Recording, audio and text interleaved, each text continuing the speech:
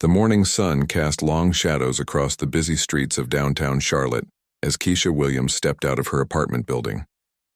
She had exactly 2 hours before her niece's birthday party, and she still needed to find the perfect gift. At 29, Keisha moved with a quiet confidence that came from years of discipline and training. Though most people who passed her on the sidewalk had no idea about her background, she wore simple jeans and a light blue sweater, her hair pulled back in a neat ponytail. Nothing about her appearance screamed military, which was exactly how she liked it these days. After serving 3 tours overseas, Keisha was enjoying the simple pleasure of blending into civilian life, of being just another person running errands on a Saturday morning. The downtown shopping district was already buzzing with activity. Families pushed strollers along the wide sidewalks, couples window shopped at the trendy boutiques, and teenagers gathered around the fountain in the central plaza. Keisha smiled as she watched an elderly man feed pigeons from a park bench. This was the America she had fought to protect, peaceful, diverse, and free. Her phone buzzed with a text from her sister. "Did you find anything yet? Riley is so excited about her party." Keisha chuckled and typed back quickly. Her 10-year-old niece had been dropping hints about wanting the latest gaming tablet for weeks. Keisha had saved up enough money from her new job at the Veterans Center to make it happen. The electronics store stood on the corner of 5th and Main, its large windows displaying the newest gadgets and devices. Keisha took a deep breath and pushed through the glass doors. The cool air conditioning was a welcome relief from the growing heat outside. "Can I help you find something?" asked a young employee with spiky hair and a friendly smile. "I'm looking for a gaming tablet for my niece," Keisha replied. "She's turning 10 today." The employee's face lit up. "Oh, that's awesome. I've got the perfect thing. Follow me." For the next 30 minutes, Keisha listened patiently as the enthusiastic salesperson explained the features of different tablets. She asked practical questions about durability and parental controls, making mental notes about which option would be best for Riley. The young man seemed genuinely excited to help, sharing stories about his own little sister who loved gaming. "This one here," he said, pointing to a sleek purple tablet, "is practically indestructible. My manager's kid dropped it down a flight of stairs last week and it didn't even get a scratch." Keisha laughed. "That sounds perfect for Riley. She's not exactly known for being careful with her toys." The transaction went smoothly. Keisha paid in cash, something she'd gotten used to doing since returning from overseas. Credit cards felt too complicated after years of simple military life. The cashier wrapped the tablet in bright birthday paper at no extra charge, and Keisha left the store feeling accomplished. Outside, the sun had climbed higher in the sky, and the sidewalks were even more crowded than before. Street musicians played jazz near the fountain, and the smell of coffee and fresh pastries drifted from a nearby cafe. Keisha checked her phone. She still had an hour and a half before the party. Perfect timing for a quick coffee and maybe a walk through the park. She was heading toward the cafe when something made her pause. Years of training had taught her to trust her instincts, and right now, those instincts were telling her that someone was watching her. Keisha turned slightly and caught sight of a police officer standing near a patrol car about 50 feet away. He was staring directly at her, his hand resting on his radio. Keisha felt a familiar tightness in her chest. She'd experienced this before, the uncomfortable feeling of being singled out, of being seen as suspicious simply for existing in a space where others felt she didn't belong. She took a slow breath and reminded herself that she hadn't done anything wrong. She was a law-abiding citizen with a receipt in her pocket and a birthday gift in her hands. The officer was a stocky man in his 40s, with graying hair and a permanent scowl etched across his face. His uniform was crisp and properly pressed, but there was something in his posture that made Keisha uneasy. She'd served alongside good officers overseas, men and women who wore their uniforms with honor and treated everyone with respect. This man's body language told a different story. Keisha decided to continue toward the cafe, hoping the officer would simply go about his business. But as she walked, she could feel his eyes following her. When she glanced back, he was speaking into his radio, his gaze never leaving her. The unease in her stomach grew stronger. Keisha had learned to read situations quickly during her time in combat zones. Right now, every instinct she'd developed was telling her that this officer had already made up his mind about her, and whatever he'd decided wasn't good. She thought about the stories her friends had shared, the experiences her own family members had faced, Growing up, her father had given her the talk, not about the birds and the bees, but about how to interact with police officers. Keep your hands visible. Don't make sudden movements. Be respectful but not subservient. Never give them a reason to escalate. But even as these thoughts ran through her mind, Keisha felt a spark of frustration. She was a decorated veteran who had served her country with distinction. She'd led troops in dangerous situations, made life or death decisions under pressure, and earned the respect of her fellow Marines through blood, sweat, and sacrifice. Yet here she was, feeling nervous about shopping in her own hometown simply because of the color of her skin. The officer's radio crackled, and he responded in a voice too low for Keisha to hear from her distance. But his body language had shifted. He was no longer just watching, he was preparing to act. His hand moved to his belt, checking his equipment with the practiced motion of someone getting ready for confrontation. Keisha slowed her pace, her mind automatically shifting into tactical mode. She scanned the area, noting exits and potential witnesses. The street was busy enough that whatever was about to happen would have plenty of observers, which might work in her favor. She could see at least 3 people with their phones out, though they seemed to be taking selfies rather than paying attention to the developing situation. The gift bag crinkled in her hands as she adjusted her grip. Such a simple thing, a birthday present for a little girl she adored. But somehow in the span of a few minutes, that innocent shopping trip had turned into something else entirely. Keisha could feel the familiar hyper-awareness settling over her, the same mental state that had kept her alive through multiple deployments. As she approached the crosswalk, the officer finally made his move. Officer Brad Coleman had been having a bad morning even before he spotted the woman coming out of the electronics store. His wife had been on his case about the credit card bills again. His captain had passed him over for another promotion, and the coffee machine in the break room was broken. Some days it felt like the whole world was conspiring against him. But then he saw her, a young black woman walking out of Premier Electronics with a shopping bag, looking far too comfortable in the upscale part of downtown. Coleman's jaw tightened as he watched her move down the sidewalk, with what he interpreted as an arrogant swagger. In his 15 years on the force, he'd developed what he considered a sixth sense about people who didn't belong. He keyed his radio. "Dispatch, this is Unit 247. I've got a suspicious individual on 5th and Main. Black female, approximately 5'6", carrying merchandise from Premier Electronics. Requesting backup for possible shoplifting investigation." The response crackled back immediately. "Unit 247, do you have reason to believe a crime has been committed?" Coleman's grip tightened on the radio. "Just send backup. I'm making contact now." As Keisha approached the crosswalk, Coleman stepped directly into her path. His hand rested on his radio, and his chest was puffed out in a way that made him appear larger and more intimidating. The look on his face made it clear that this wasn't going to be a friendly conversation. "Excuse me, miss," Coleman said, his voice carrying the tone of someone who was used to being obeyed without question. "I need to speak with you." Keisha stopped walking and looked up at the officer. Her years of military training kicked in automatically. Assess the situation, remain calm, follow protocol. She could see the hostility in his eyes, but she also knew that how she handled the next few minutes could determine whether this encounter escalated or de-escalated. "Good morning, officer," she replied politely, keeping her voice steady and respectful. "Is there something I can help you with?" Coleman's eyes narrowed. He'd expected attitude, maybe some sass or resistance. The calm, respectful response actually irritated him more than outright defiance would have. It felt like mockery, like she was putting on an act for the growing number of people who were starting to notice their interaction. "What were you doing in that electronics store?" Coleman demanded, taking a step closer to Keisha. "And don't give me any smart answers." Keisha held up the gift bag, keeping her movement slow and deliberate. "I was buying a birthday present for my niece. Her party is this afternoon." "Birthday present, huh?" Coleman's voice dripped with skepticism. "That's convenient. You got a receipt for that?" "Of course." Keisha carefully reached into her purse, making sure to announce her movements. "I'm reaching for my receipt and my ID." Slowly, Coleman barked, his hand moving instinctively toward his belt. Real slowly, Keisha produced both items and handed them over. The receipt was crisp and new, clearly showing the purchase of a gaming tablet just 20 minutes earlier.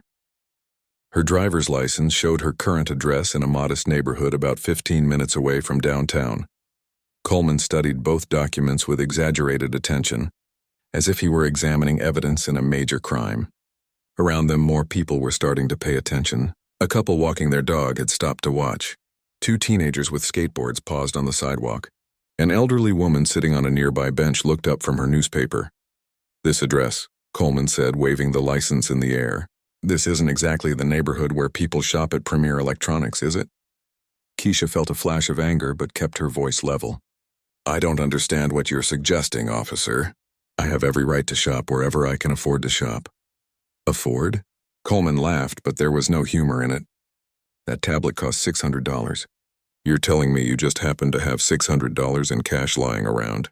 "I work hard for my money," Keisha replied. "I paid for it with cash because that's how I prefer to handle my finances." The crowd was growing larger now. Someone had their phone out, though Coleman couldn't tell if they were recording or just checking messages. The attention made him feel exposed, but it also made him more determined to prove that his instincts about this woman were correct. "Work hard?" Coleman's voice grew louder. "What kind of work do you do that pays well enough for $600 shopping sprees?" Keisha hesitated for just a moment. She worked at a Veterans Assistance Center, helping other former military personnel transition to civilian life. It was rewarding work, but the pay was modest. The money for Riley's gift had come from months of careful saving, plus a small bonus she'd received for completing a certification program. "I work at a nonprofit organization," she said simply. "And like I said, I save my money for things that are important to me." Coleman handed back her documents with a dismissive gesture. "A nonprofit, huh? That's real nice. Real charitable of you." His tone made it clear he didn't believe a word of it. By now, at least a dozen people had gathered to watch the interaction. Most of them were keeping their distance, but their presence was unmistakable. Keisha could see confusion and concern on several faces. An older black man wearing a veteran's cap caught her eye and gave her a small nod of support. "Officer," Keisha said carefully, "I've shown you my receipt and my identification. I've answered your questions. Is there anything else you need from me?" Coleman's face flushed red. The woman's calm demeanor and reasonable tone were making him look bad in front of all these witnesses, and he could feel his authority slipping away. In his experience, people were supposed to be intimidated by his uniform and his badge. They were supposed to stammer and apologize and make excuses. This woman was doing none of those things. "Don't get smart with me," Coleman snapped. "I'm conducting an investigation here, and you'll answer my questions for as long as I have questions to ask." "What exactly are you investigating?" Keisha asked. "I've committed no crime. I've shown you proof of my purchase. I've been respectful and cooperative." "You've been giving me attitude is what you've been doing," Coleman shot back. "And I don't appreciate it." Several people in the crowd exchanged glances. Even to casual observers, it was becoming clear that the officer's behavior was inappropriate. The woman had done nothing wrong that anyone could see, yet the officer seemed determined to escalate the situation. "I'm sorry if my responses have seemed disrespectful," Keisha said, though her tone made it clear she didn't actually believe she'd been disrespectful. "That wasn't my intention." Coleman stepped closer, invading her personal space in a way that was clearly meant to intimidate. "Your intention doesn't matter. What matters is showing proper respect for law enforcement." Keisha could smell coffee on his breath and see the small beads of sweat forming on his forehead. His pupils were dilated, and his breathing was slightly elevated. Every instinct she'd developed during her military service was telling her that this man was looking for a fight, and he was going to keep pushing until he found an excuse to give her one. "Officer," she said quietly, "I think there's been a misunderstanding here. I'm just trying to get to my niece's birthday party." "Misunderstanding?" Coleman's voice rose to a near shout. "The only misunderstanding here is you thinking you can walk around my downtown like you own the place, buying expensive electronics with cash, and then act like nothing suspicious about that." The crowd had grown to nearly 20 people now, and several phones were definitely recording. Coleman was too focused on Keisha to notice, but she was acutely aware of the witnesses. Part of her was grateful for their presence, but another part worried about what might happen if things continued to escalate. "Sir," Keisha said, using the respectful military address that was second nature to her, "I understand you're doing your job, but I really haven't done anything wrong." That single word, "sir," seemed to push Coleman over an invisible edge. The word "sir" hit Coleman like a slap across the face. To him, it sounded like mockery, like this woman was making fun of his authority in front of all these people. His face went from red to purple, and the vein in his temple started throbbing visibly. "Don't you sir me," Coleman snarled, his voice dropping to a dangerous whisper. "I know exactly what you're doing. You think you're smarter than me, don't you? Think you can come into my neighborhood, flash some fake receipt, and I'll just let you walk away?" Keisha felt her stomach drop. The officer's behavior had crossed from unprofessional into genuinely threatening territory. She could see his hand trembling slightly with rage, and his body language had shifted into an aggressive stance that she recognized all too well from her combat training. "Officer Coleman," she said, reading his name tag and keeping her voice as calm as possible. "I assure you I'm not trying to be disrespectful. The receipt is real, and I purchased the tablet legally." "Legally?" Coleman laughed, but it was an ugly sound with no humor in it. "You know what I think? I think you stole that tablet, and when the store employees are too scared to report it, people like you get away with it." A gasp went up from the crowd. Even the people who had been trying to mind their own business were now openly staring. An older white woman with a shopping bag shook her head in disgust. A young father pulled his small daughter closer to him, but not because he was afraid of Keisha. He was afraid of what the officer might do next. "That's a serious accusation," Keisha said carefully. "If you believe I've committed a crime, I think we should go back to the store and speak with the employees who helped me." Coleman's eyes lit up with malicious satisfaction. "Oh, you'd like that, wouldn't you? Give you a chance to get your story straight with your accomplices?" "My accomplices?" Keisha couldn't hide the disbelief in her voice. "Officer, I don't know what you think happened in there, but I can tell you exactly what occurred. I spoke with a young man with spiky hair who showed me different tablet options. I paid the cashier, a woman with short brown hair and glasses, in cash. They wrapped the gift for free. The whole transaction took about 30 minutes. Coleman wasn't listening. He was too caught up in his own narrative, too invested in being right to consider that he might be wrong. 30 minutes, he repeated mockingly. Plenty of time to case the joint, figure out the security cameras, plan your exit strategy. Several people in the crowd were shaking their heads now. An elderly black man wearing a Korean War veteran's cap stepped closer. "Officer, I was in that store this morning too. I saw this young lady talking to the salesperson about a birthday gift. She wasn't causing any trouble." Coleman whirled around to face the veteran. "Did I ask for your opinion? This is police business, so I suggest you move along before you find yourself in handcuffs too." The veteran held his ground. "I served my country for 4 years, son. I know what respect looks like, and this isn't it." "I don't care if you served for 40 years, Coleman snapped. "Right now you're interfering with a police investigation." Keisha watched the exchange with growing alarm. The situation was spiraling out of control, and innocent bystanders were being dragged into it. She needed to find a way to de-escalate before someone got hurt. "Officer Coleman," she said, raising her voice slightly to get his attention back. "I understand you have concerns. What can I do to help resolve this situation peacefully?" Coleman turned back to her with fury in his eyes. "What you can do is admit what you really did in that store. Stop lying to me, stop playing games, and tell me the truth." "I have been telling you the truth," Keisha replied. "I'm not sure what else you want me to say. I want you to admit that you stole that tablet."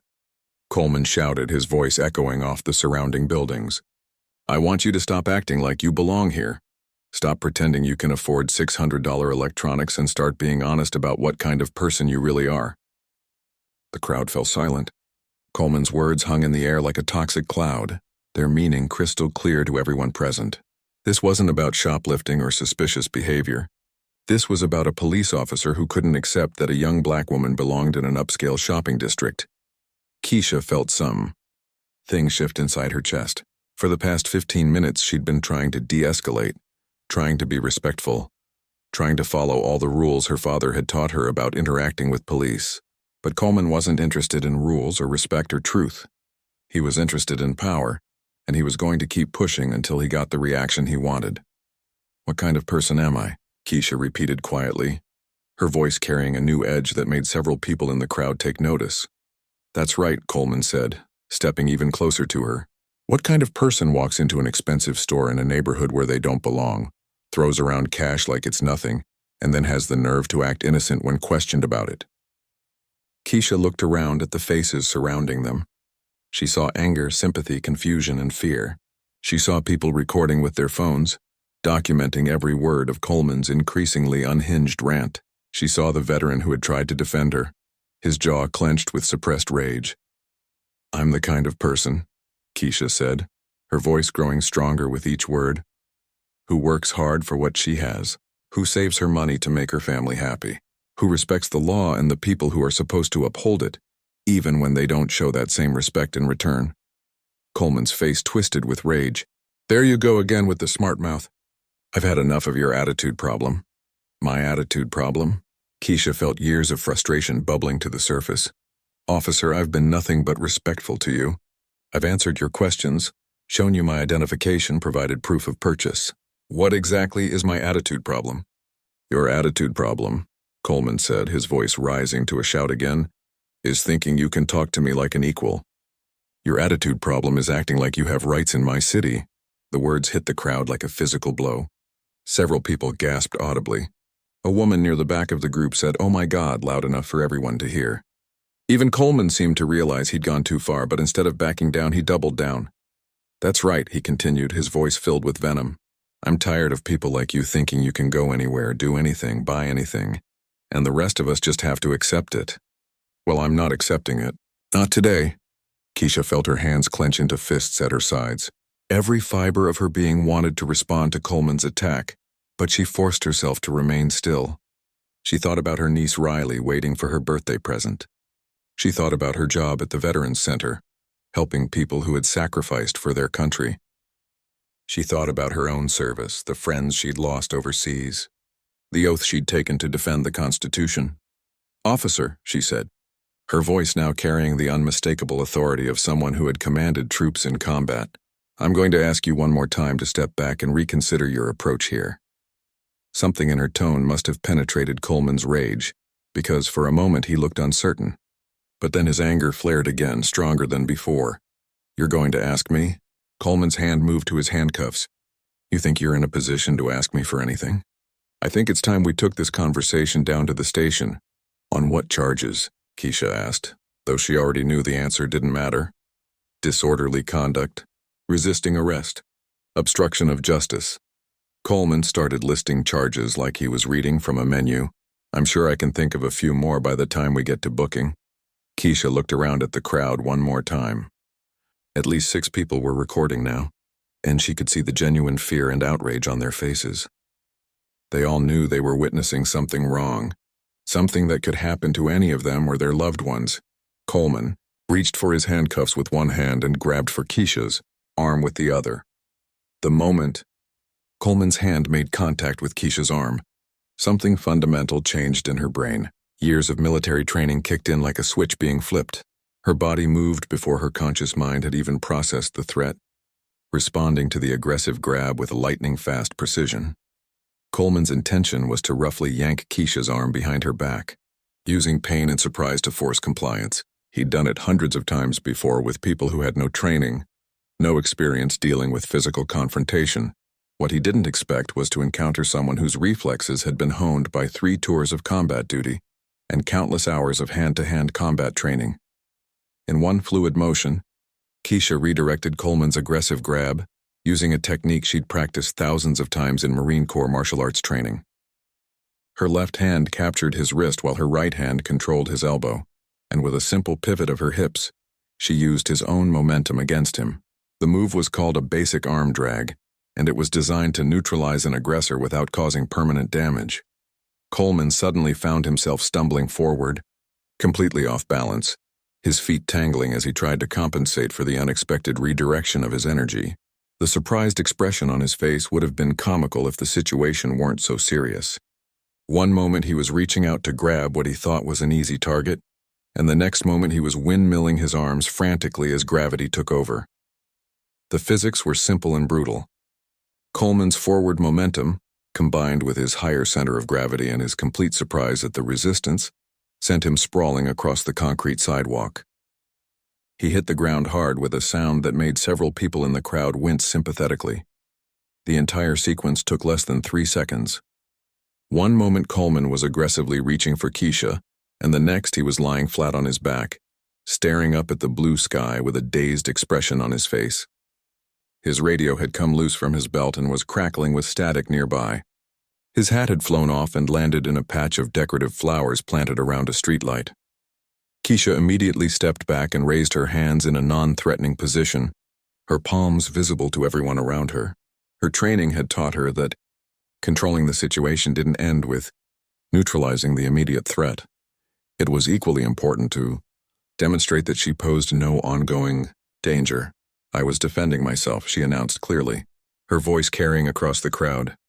"The officer used excessive force and I responded to protect myself from unlawful assault." The crowd erupted. People were cheering, gasping, and talking all at once. Cell phones were pointed in every direction, capturing different angles of Coleman's humiliating takedown. Someone shouted, "Did you see that?" While another person called out, "That was amazing." Coleman rolled over slowly, groaning as he pushed himself up onto his hands and knees. His uniform was dirty and torn at the shoulder, and there was a small scrape on his forehead where he'd hit the concrete. But more than his physical injuries, it was clear that his ego had taken the worst beating. You assaulted a police officer," Coleman panted, struggling to get back to his feet. His voice was shaky. Whether from pain or shock or embarrassment, it was hard to tell. "I defended myself from unlawful use of force," Keisha corrected firmly. "You had no legal justification to put your hands on me, and you know it." An older woman in the crowd called out, "She's right. We all saw what happened."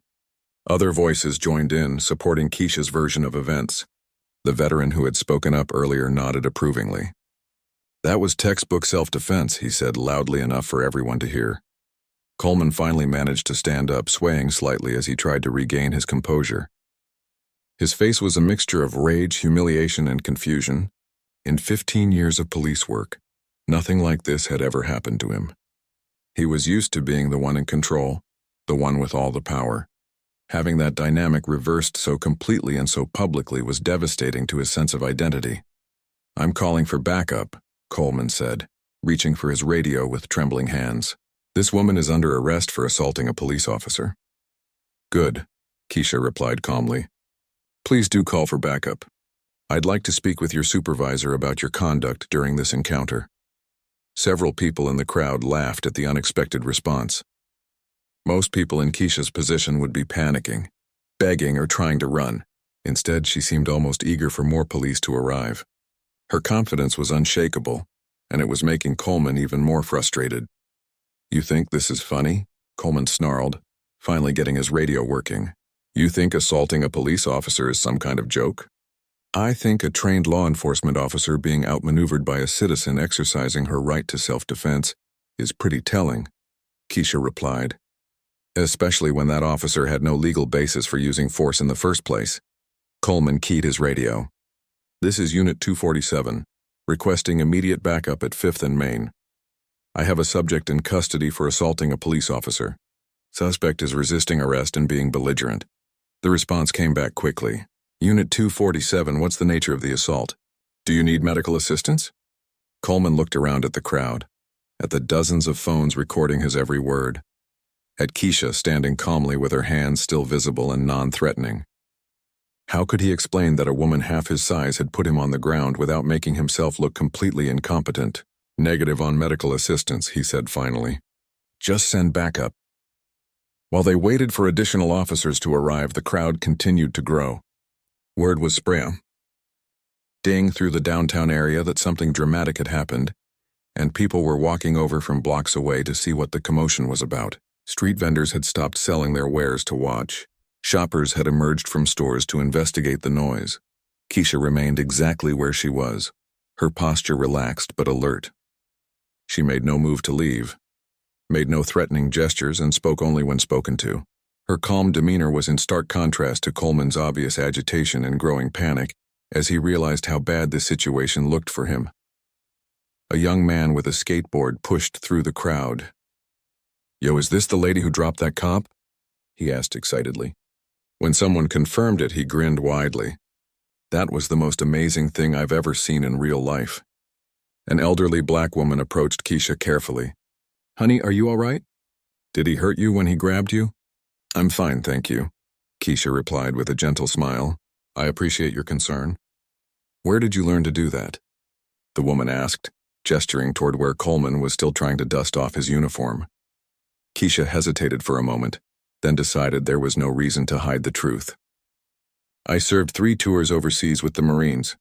They taught us how to protect ourselves. The revelation spread through the crowd like wildfire. She's a Marine, someone shouted.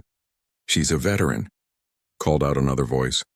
The mood of the crowd shifted even more decisively in Keisha's favor. The veteran with the Korean War cap stepped forward and gave Keisha a sharp salute. Semper Fi, Marine, he said proudly. Thank you for your service, Keisha replied, returning the salute with military precision. Coleman watched this exchange with growing horror. Bad enough that he'd been embarrassed by a civilian, but now he was learning that the civilian was a decorated military veteran, and it was all being recorded by dozens of witnesses. His career was about to become a cautionary tale shared in police training academies across the country.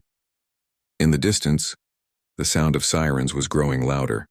The first backup unit to arrive was driven by Sergeant Tom Mitchell, a 20-year veteran of the Charlotte Police Department who had seen just about everything during his career. As he stepped out of his patrol car, Mitchell immediately noticed several things that concerned him. A crowd of at least 40 people, dozens of cell phones recording the scene, and his fellow officer looking disheveled and embarrassed. What's the situation here, Coleman? Mitchell asked, his experienced eyes quickly scanning the crowd and focusing on Keisha, who stood calmly with her hands still visible.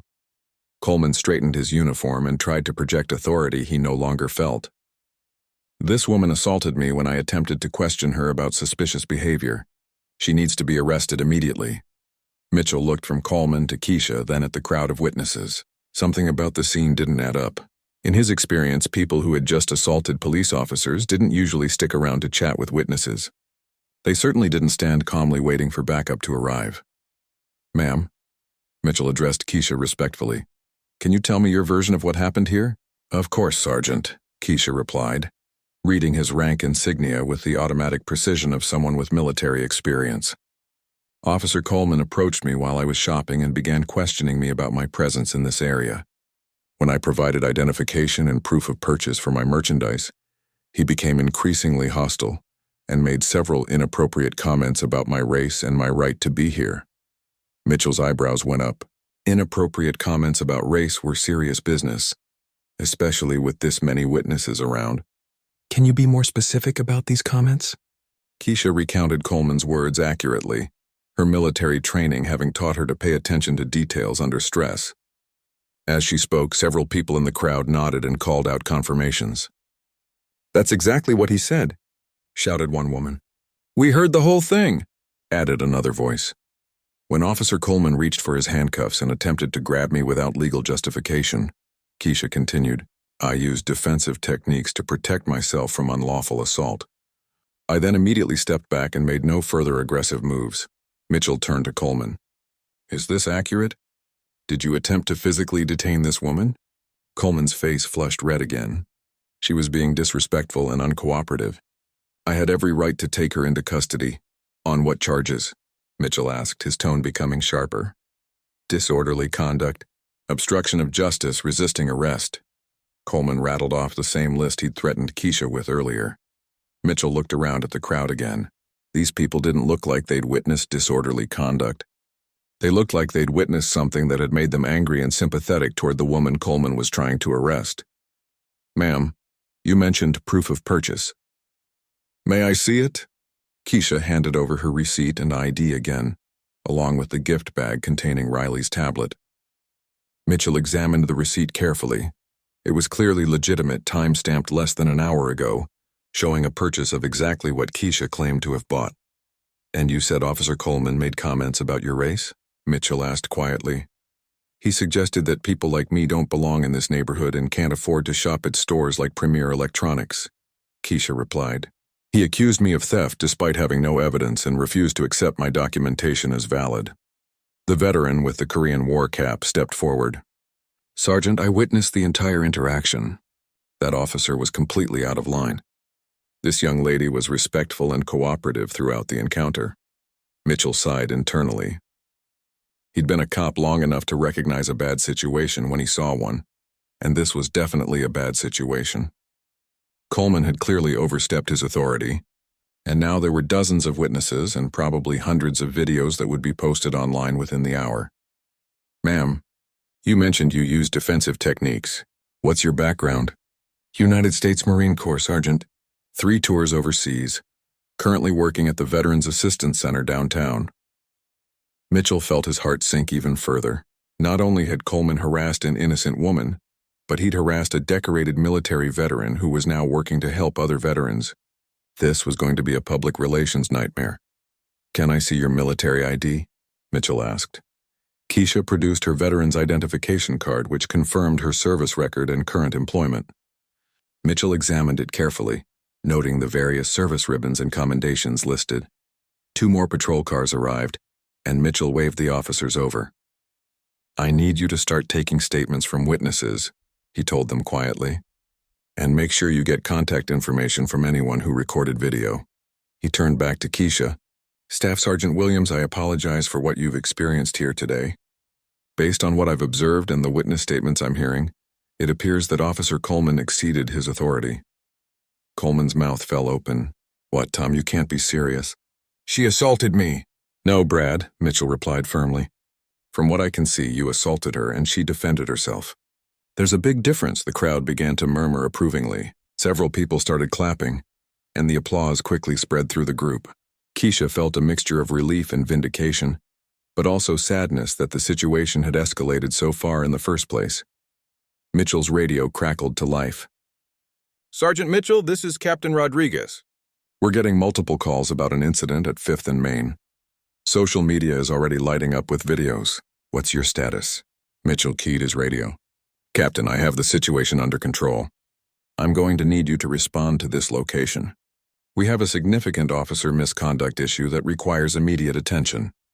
Within minutes, Captain Rodriguez arrived, along with 2 additional supervisors and a representative from the department's Internal Affairs Division.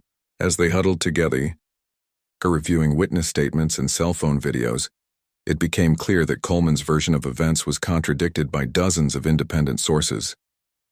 Captain Rodriguez approached Keisha personally. Staff Sergeant Williams, on behalf of the Charlotte Police Department, I want to apologize for Officer Coleman's conduct today. His behavior was unacceptable and does not reflect the values of our organization. Thank you, Captain, Keisha replied. I appreciate that. I also want you to know that we take these matters seriously. Officer Coleman will be placed on administrative leave pending a full investigation.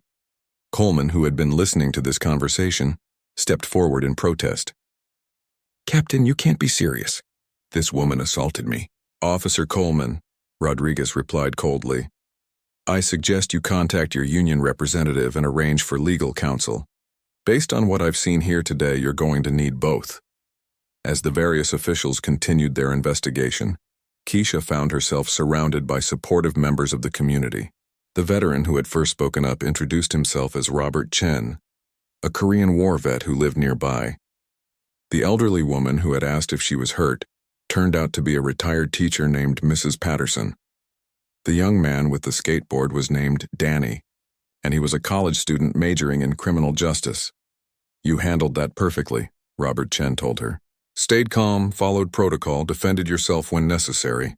That's exactly how a Marine should respond, Keisha smiled. Thank you. I just did what I was trained to do. Well, your training served you well today, Mrs. Patterson added. And it served all of us well, too. That officer needed to be held accountable. As the official investigation wrapped up, Captain Rodriguez returned to speak with Keisha one final time. Staff Sergeant, I know this has been a difficult experience, but I want you to know that your conduct today was exemplary. You showed remarkable restraint and professionalism under very trying circumstances. Just doing my duty. Captain, Keisha replied. If you're willing, we'd like to use this incident as a training example for our officers. With your permission, of course. Keisha considered the request. If it helps prevent this from happening to someone else, then yes, I'm willing to help. As the crowd began to disperse and the police vehicles drove away, Keisha found herself alone on the sidewalk where the whole ordeal had begun. She looked at her watch and realized that Riley's birthday party would be starting in just 30 minutes. She pulled out her phone and called her sister. Hey, I'm running a few minutes late, but I'm on my way. And wait until you hear the story I have to tell you. As Keisha walked toward her car, she reflected on the morning's events. She had served her country overseas, defending freedom and justice in foreign lands. Today, she had been forced to defend those same principles at home, on the streets of her own city. The irony wasn't lost on her that she had used skills learned in service to her country to protect herself from someone who was supposed to serve and protect her. But she also felt hopeful about the response from the community, from the other police officers, and from the department leadership. Change was possible, she realized. It would take work, it would take courage, and it would take good people standing up for what was right. But today had shown her that there were plenty of good people willing to do exactly that. As she drove toward Riley's birthday party, Keisha allowed herself to smile. Her niece was going to love her present, and she was going to love the story that came with it. The story of how her Aunt Keisha stood up for what was right and helped make the world a little bit better for everyone.